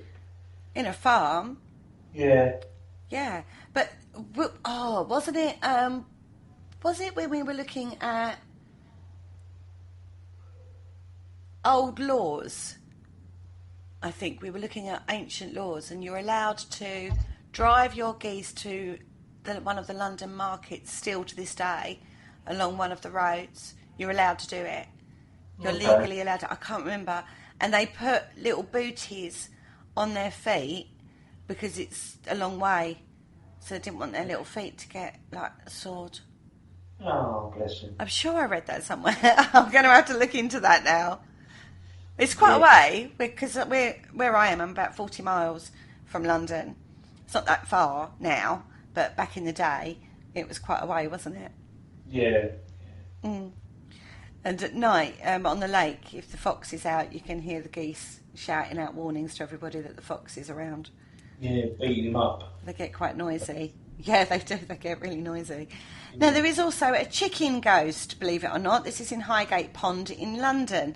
Now, the Highgate chicken ghost is probably one of the weirdest ghost stories that we came across. Yeah. Right, the story goes that in early of April in 1626, it was a bitterly cold spring. Now, Sir Francis Bacon, no less, was driving through Pond Square in a horse-drawn carriage with his friend Dr. Witherbone, and they were discussing food preservation. Now, back in those days, they used salt, mainly salt, for preservation. And Dr. Bacon then suggested, Francis Bacon, said that maybe you could use cold, froze stuff, going on how cold it was outside. And Dr. Witherbone laughed. Now, Bacon decided to test his theory. There were several farms near there. They bought a chicken. They killed it, cleaned it. He then packed it with snow, put it in a large sack, put more snow around it. Hence, first frozen chicken in the world. Okay. Right? We don't know how successful that was, because you then go on to, it's all well and good while we've got snow, but what happens when it's a hot day? You know what I mean? Now, Bacon, I don't know how true this is, he caught a chill from running around in the snow that turned to pneumonia, and he died, basically. Right. Now, it's not Sir Francis that is seen around the pond, but that of the chicken that he killed. Yeah. Now, there are reports, quite a few reports, of this semi-plucked chicken that has been observed apparently running in circles around the pond and nearby in a nearby tree. But when anybody approaches it, it does vanish into thin air. Now, it kind of smacks me of an April Fool's story, right? It does, doesn't it? Very much so. And, if chickens, they get slaughtered by the thousands, why is there not 1,000 more ghost chickens running about? I don't know, but there have been more recent accounts of this. In the Second World War, air raid wardens allegedly often saw this fowl. One tried to capture it and it vanished as soon as he got anywhere near it. Somebody else was near Pond Square when they said they heard an invisible coach and horses. When the sound stopped, he saw the chicken. He couldn't catch it. And it's been seen as recent as 1969 and 1970. So it's just like, I don't know what to make of this one, to be fair. Yeah, no, I don't. And, I mean, yeah, there might be one, but then, really, I don't know. I don't think so. I think if there wasn't the tale of a high character like Sir Francis Bacon linked to it, I don't think that this, I don't know, what do I know? Maybe there is a ghost chicken that's been seen in that area. I don't know. I just think the historical tale, this is where we talk about historical tales overlaying truth. Yeah? Yeah. I just don't see this. But then I could never get my head around the fact of the talking mongoose. So what do I know? You know what I mean? I'm very cynical about why you would even want to investigate a case like that. But apparently, you shouldn't be dismissive. We talk about this all the time, and there's me being dismissive about a talking mongoose or a chicken at Highgate Pond. When it could be, who knows? If you don't investigate, you don't know, right? Yeah, exactly. You know? Spot on. So we can laugh and go, and I do think without the historical tale involved in that,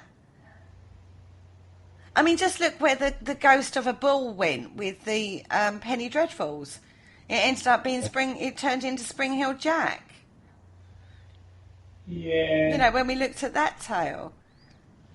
You don't get that many ghost chickens, though, that's the thing. Let's be honest, you don't get many ghost gooses. You don't get many ghost mongooses. No, it tends to be dogs or cats and animals. See, like those I understand because of the connection to human. Yeah. Those I get because we have an emotional connection to that animal. When we get into, and I know there are cases where people become very attached to their goose or their chicken or whatever it be, but they're very rare compared to the others, right? Yeah. And this is, I think, why I have such, and particularly with this particular tale, Sir Francis Bacon is proving a point. He's not emotionally connected to that chicken in any way, shape or form. He goes to a local farm, buys one, slaughters it to prove a point. There's no emotional connection. Why? I don't get that. And like you say, chickens, even go back in the day, right? Not so much the mass farming we have now of chickens, but go back in the day. You'd keep chickens to breed them for eggs, and then you would kill to have chicken as a meat, right? Yeah. They're a food source, unfortunately, and they're seen as a food source. And I know various people do have connections to a pet chicken or whatever, but on this occasion, there isn't that. But I do think it's an historical tale that's overlaid a possible sighting of something unexplained, and they put it down to a chicken. And then urban legend takes over, doesn't it? It does. But we've got to talk about pigs, right? We've got to cover pigs. Now, again, a regular food source for people. Most people would have kept a pig because they have babies and then you've got food, right? Now, there is a ghost pig in Dartmoor at Merrypet. Now, a phantom sow and her litter of piglets has been sighted. Now, this was how they would make their way to Cator Gate, where there had been the carcass of a horse. Now, pigs are notoriously for eating anything, right? Yeah, they do. That isn't it just hair they normally leave or something? It is teeth. Okay, I knew it was something. It's the only thing they can't digest is human teeth. So if you're going to get rid of a body, they say that you have to remove the teeth. Otherwise, the teeth will be picked up and the police will find the teeth and then you're in trouble, apparently. It's Snatch, famous scene from a film that outlines that one. So anyway, when they got there, the crows had picked the horse clean. All that was left was bones and skin. So the starving pigs returned to Merrypet Hill. Now, I don't quite understand this one, really. They died, they're seen. And that's it. That's kind of the story.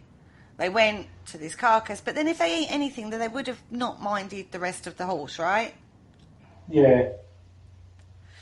And pigs will forage. They're not, I mean, God, truffle pigs. Just look at truffle pigs.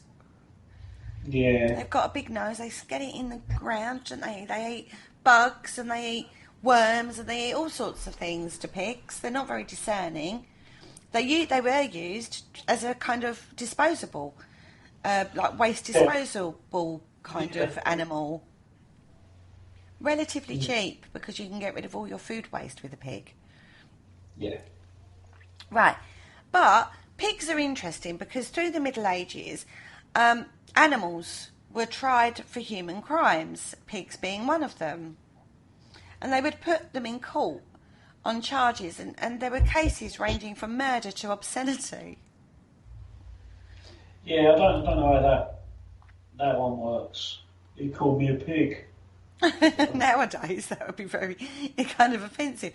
Now, this is like done properly. There's witnesses, evidence on both sides. There's legal aid, a lawyer to the animal. All sorts of things went on back then. Now, this is all detailed in Edward Payson's Evans' book, The Criminal Prosecution and Capital Punishment of Animals. Yeah. Right? In 1266, a pig was accused of actually eating a human being. After the trial, the pig was found guilty and sentenced by the monks of St. Geneva to death by public hanging, and the execution took place in the French village of Fontenay-aux-Roses. Yeah, maybe this is where the story of Dr. Dolittle comes about. If you could talk to the animals. Yeah. Another case happened in the 14th century France when a young pig was arrested for attacking a child's face. The child eventually died because of the attack. The pig was arrested for the killing. It was taken to the court, just like humans accused of murderous acts, and stood trial. Richard has actually written a blog about this. It's in one of the books. I think it's in the first book, isn't it? No, I think it might be in the second one. You'll have to get both books. You'll have to go and get both books to find out the blog on this one. There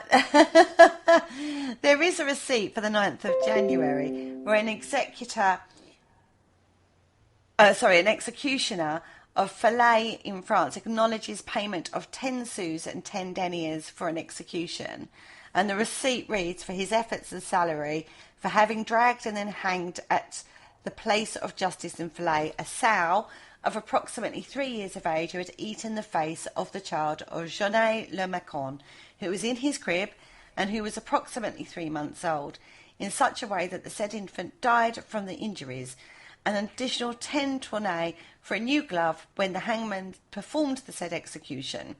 This receipt is given to Reginald Rigaud, Vicomte de Falaise.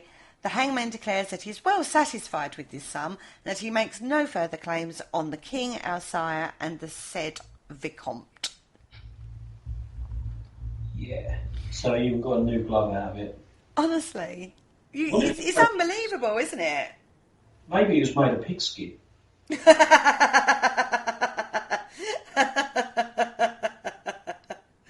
Now, the book that these accounts have actually come from details more than 200 cases of different animals being prosecuted.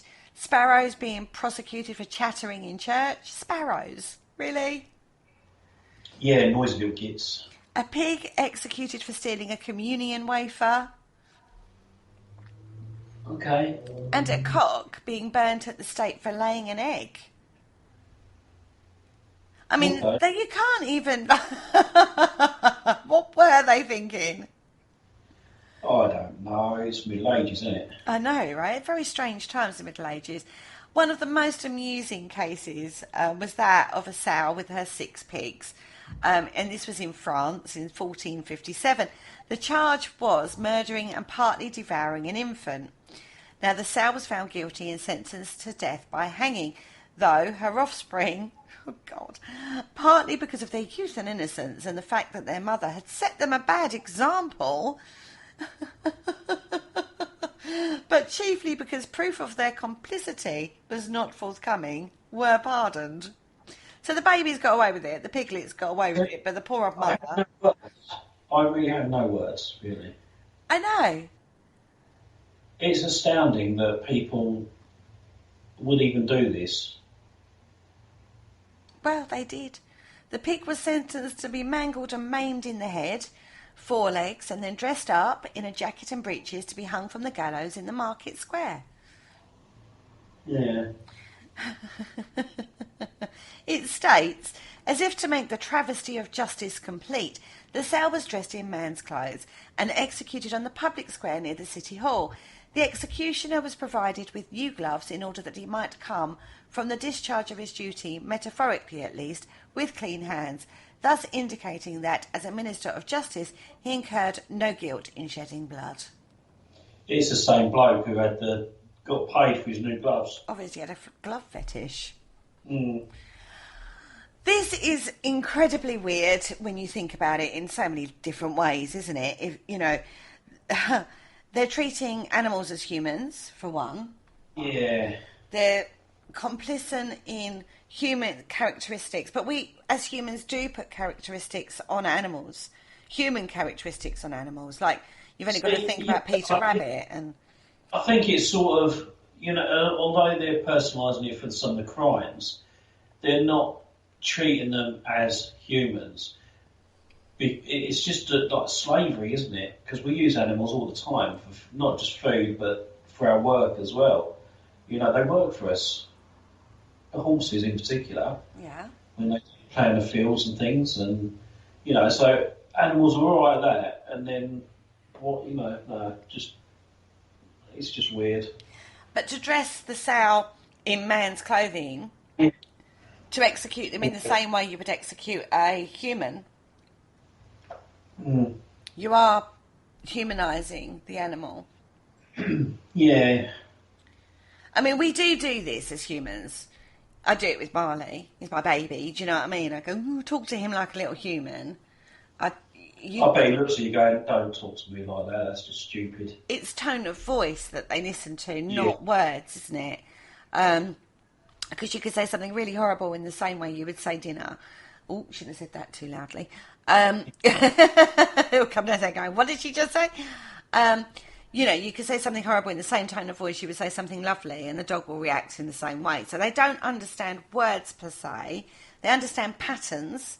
So if you said the WALK word, your dog would react. Yeah. Horses react to signals, physical signals. So like if you're riding a horse, they react to trained methods of, like, you pull on the right, like on your heels, thigh control, that sort of thing. They react to that. I kind of, sometimes I do wonder what was going on in people's minds in the Middle Ages. I do kind of wonder. When I read accounts like this, I think, how can you, sparrows, they're wild, they're like a wild animal, they're being possessed for chattering in church, prosecuted, for chattering in church. So I just don't... How can you hold them in a court of law? Did they catch them? Yeah, exactly. I don't know. I mean, it could be just a case of, like, blaming them so you could get off of doing a crime. When you think of these things that were going on back then, I know this is like more... All the accounts here were French. But when you start looking at things like this, and then you start thinking about the witch trials, you think, well, God, there's no wonder if they were believing this stuff, to do with animals, that they were consciously murdering rather than it just being an animalistic trait. You kind of then go, well, it's no wonder the witch trials took off when you've got accounts like this. Yeah, definitely. So, all in all, we've covered quite a few different animals, and you've been very cynical at times, all the time, on this subject. Some of the time. What's your opinion, though? Do you not think... What do you think? I think some of them could be genuine. But then, we know, especially in the UK, you get a lot of big cat sightings, and we put them down to real creatures, real cats. So I'm just thinking that sometimes most of these things could just be another animal. And it's the folklore that gets mixed up with it. Yeah. And I think as well, animals are very integral in our history and folklore, and especially with the witches, they had familiars and and stuff like that. So there is like they are in the occultism world as well. So I just think sometimes it all just gets muddled up, and people just make it up and come out with stories like the Black Shuck. They did actually used to hang, if one of the familiars of a said witch, like a cat, for example, they would hang the cat alongside the witch as well. And this is why... They also used to put them into walls of houses as well, didn't they? That was slightly different. That was for protection. That wasn't as a punishment thing. That was a belief system in the protective qualities of an animal. Yeah. Within walls and stuff like that. But you've got to... The mysticism side of animals sort of like transcends anything else.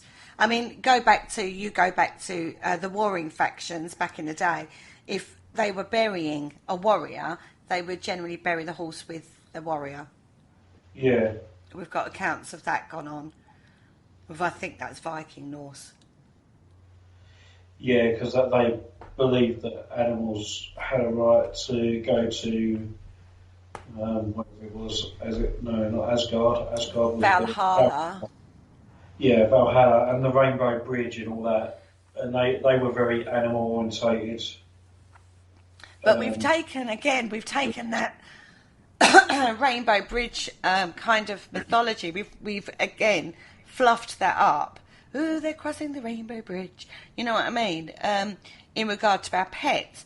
Rather than, we look at our pets passing over the Rainbow Bridge, but we wouldn't say that about a human. Yeah. And again, there's a difference, isn't there, in our perception of that? Yep. Totally different belief systems, I suppose, which is driven by modern day New Ageism almost, spiritualism almost. Our pets do pass over with us when we go, if you believe that. They go over and you're not just met by your loved ones, you're met by pets, the pets you've had in the previous, throughout your life as well. When I go over, I quite expect to see my Cocker Spaniel and my cat over there when I go over there, because that's what we are told, that's what we're led to believe. God help my friend, she's got loads of animals. But look at that case in particular. She gets incredibly attached. She even got even to a snake recently. Absolutely devastated when that passed. Oh, absolutely, yeah. She's very linked to animals, and believe it or not, she lives in a caravan and she's got like 40 animals, and every time we go there, they charge zoo prices. Yeah, she has a lot. She does have a lot. But her connection to animals is actually stronger than what she actually has to humans. Definitely, yeah. See, whenever we talk about any form of haunting, I always, in my head, I'm always looking for connection. Not necessarily historical connection, but a different form of connection. Like we talked about a case where a team went in, and it was only because of a specific person that had joined them for the investigation that night that they managed to get to have a spirit box session with the alleged spirit that was there, and it was because of her history and her knowledge and her language skills that they actually managed to get that connection. Yeah. Previously, nothing. Yeah. But right place, right time, right connection. And when we looked at the Voigt manuscript, thousands or hundreds of people have looked at that, and it's been written from fake through to ufology and all sorts of weird things. Took the right person with the right skill set to look at that and go, actually, this looks like shorthand to me. Yeah. It has been carbon dated, so we know it's as old as they think it is. But for me, I'm looking at that and I'm recognising, symbols and mythology and folklore surrounding medicine. So I think this is a personal medical book, basically, that somebody's written out for themselves. So it took the right person with the right skill set to look at that, and the right person with the right connection to get that encounter. You know what I mean? And I do think that whenever I look at any form of haunting, I kind of I'm looking for connection. I think there's more in regards, I think that is more integral in any form of paranormal encounter than we maybe give credit for now. Yeah, no, I totally agree with that, because even, as I said, with the horse in the attic that I experienced, well, I've seen a picture of, it's like, why is it there? Why, it's quite clear what it is. It's not a fake picture. You can sort of tell with that. But at the same time, why is that spirit in the attic? And it might be something to do with the land, but then equally, it could be something that it's linked to in the attic. And you've got to look, as you said, look for that connection. Is it land? Is it historically linked? Or is it something else? And that's where your research comes into effect. But you also have to be careful about overlaying to back up. I mean, I've seen this before in the field where they had a personal experience and delved and delved and delved into the history until they found something that would connect. It may not. And how many times do we see a haunting that's supposed to be a famous character when there's hundreds of other people that lived and worked and, that weren't in the history books or aren't in the history books? Every lady, how many accounts of Anne Boleyn are there? She can't be haunting all these places, surely. Or maybe she is. Maybe she is one of the more prolific ghosties out there. But they forget the many other ladies in waitings and, other people that would have been around that it might possibly be. You shouldn't, and I don't think you should ever set in stone an opinion. You can gain opinion from knowledge, but your knowledge is going to change and grow as you go through the field. And you shouldn't be dismissive or discounting of anything. I mean, for us, we read the chicken story and we were like, what? But people have had encounters. Who are we to dismiss that? Exactly, and it's something that it's good to look into. And it makes it look... And I think, we look back at history like the looking at the accounts of where they've prosecuted animals and killed animals for human crime in a way they would a human. And we look back at history and for us nowadays, we go, that's absolutely bonkers, what were they thinking? But that happened. Do you know what I mean? That was their belief system or their frame of reference at the time. That's how they dealt with things at the time. And now it seems crazy, but now we're in a different time. We're in a different perspective. What we do now in this day and age, people might look back in, 400 years and go, in the 2000s they were doing this. What the hell were they thinking? We don't know, do we? No, exactly. Technology advances, it really does. It does. Our understanding of the world around us advances and constantly changes as well. We have to bear in mind it's an ever-evolving situation, and to not get so locked into one specific way of thinking, no matter our own personal opinions. And on that note, we've actually come to the end of the show, darling. Really? That's come around me quick. It has, hasn't it? Yeah, and we haven't even talked about the books yet. Go on then, quickly, before we shut down for the day. Okay, if you're interested in anything that we had to say in this show and all the others, and you want to know a bit more, definitely check out our website at paranormalconcept.com. Have a look at our publications. We've got 2 books out. One's called The Book of Parasearch. One's called Paranormal Concept Extra. They're both available on Amazon worldwide, and they're just full of brilliant blogs from history to paranormal, UFO. We cover everything, even like spiritualism and stuff like that. So definitely get the books. They're absolutely amazing ones, and we've had such good feedback on the books. So don't miss out. Buy them today. And if you have got the book and read it, please feel free to go over and leave a review, because that's really lovely if you do that. Yeah, definitely. On that note, we've actually come to the end of the show. I'm gutted. Can we pre-record the next one then? Oh, give me a chance. And hopefully Richard will be back to join us again very soon. Yes, definitely. Although I think by the time he joins, he might need another holiday. I think by the time he listens to the few we've done without him, he'll be like, oh, do I actually want to be back? You don't just go on holiday straight away. On that note, say good night. Good night. Bye.